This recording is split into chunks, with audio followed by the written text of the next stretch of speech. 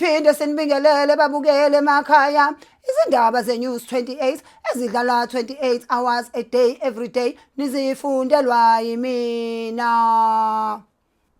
Esihamba phambili kuleli hora. Hawu akukakholakali namanje okwenzeke endaweni ethile kothile bezokwenza okuthile. Kuvele umdividiyo sabalele ezinkundleni zokuxhumana okhombisa owesifazane othile eqathaka ngesikhathi egibele kuzwingi omkhulu endaweni ethile yokuzijabulisa. Kubikwa ukuthi ngesikhathi lo zwingi usemoyeni kuvele inkinga ethile okuholele ekutheni lo wesifazane aqathake. Lokhu kushaqise abantu abebebukele.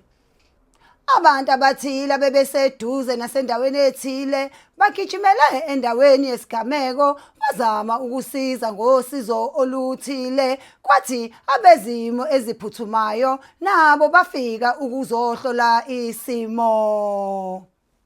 Imbangela yalesi sigameko ayikacaci. Kanti kusaqhubeka uphenyo ukuze kutholakale ukuthi yini ngempela eholele ekutheni kwenzeke lesi sigameko esithile. Kanti bahlukene phakathi ababukeli ngalolu daba.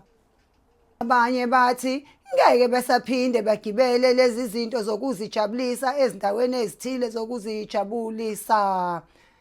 Kanti abanye bathi kumele kuqiniselwe ukuthi kunokuphepha nokuhlolwa kwemishini ngaphambi kokuba ivunyelwe ukusetshenziswa.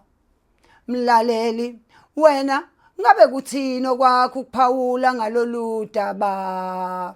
Ukuba bekunguwe ubuzophinde uzivakashele yini izindawo zozwingi bokuzijabulisa?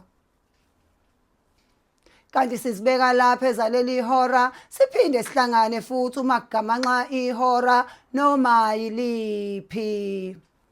Lezi bekuyizindaba zeNews 28 ezidlala 28 hours a day every day kanti benizifundelwa yimina.